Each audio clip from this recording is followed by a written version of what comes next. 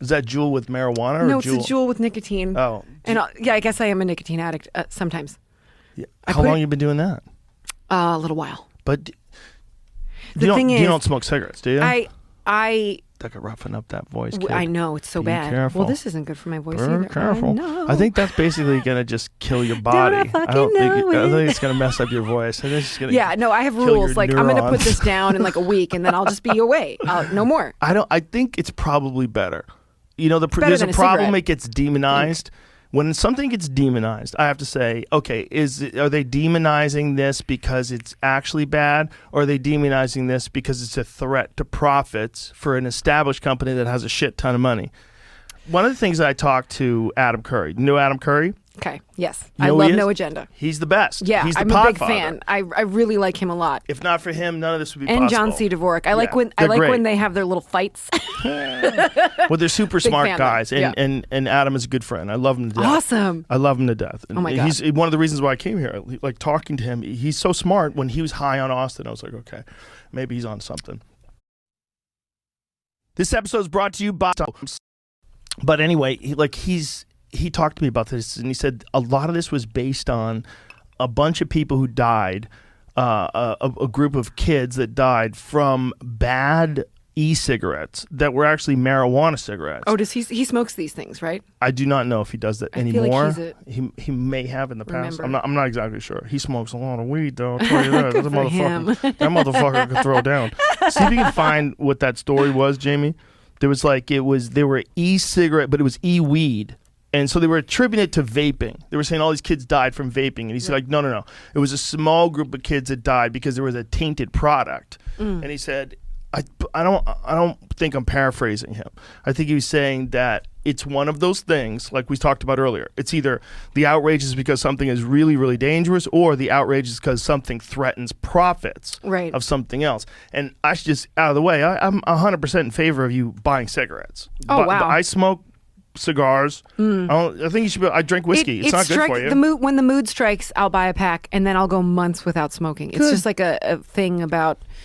it grounds me, I think. But I think he was saying that we have this idea that it's really bad to vape, and it might not exactly be true. CDC's website. Okay. I remember this. This is the vitamin E stuff they found it. Okay, this is it. Vitamin E acetate is strongly linked to EVALI outbreak. I don't know what that means. You know, I see a lot of people push this narrative that vaping is much healthier than smoking. It is a healthier alternative. And even though they're like, okay, well, it's still not healthy, obviously, but it's much better. Some people even throwing statistics like 95% safer than smoking. I've heard a lot of people say this. And, I disagree. Even someone that I vaped for the past 3 years, now and I've stopped a few times, trying to stop now. But the point is that the injuries and so much, the negative effects that vaping has, I just think that they can't really, it's hard to compare them to cigarette smoke because they're doing damage in a different way via different chemicals. Vaping, the issue I think is the frequency. And people don't really take that into account. A lot of people vape from morning to night. I know I did. I wake up, first thing I do in the morning is start hitting that vape. And I'm taking deep breaths of that vape.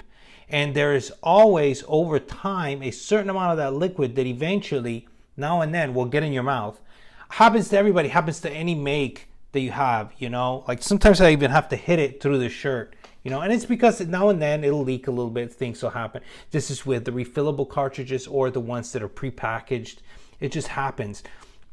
And I was reading about a guy who put some of his vape juice inside some of his sink water, right? And then he sent it in to his water authority because they offered a free testing service, and they sent them back a list of all the chemicals inside and absolutely told them, absolutely, do not drink. This water is unsafe to drink.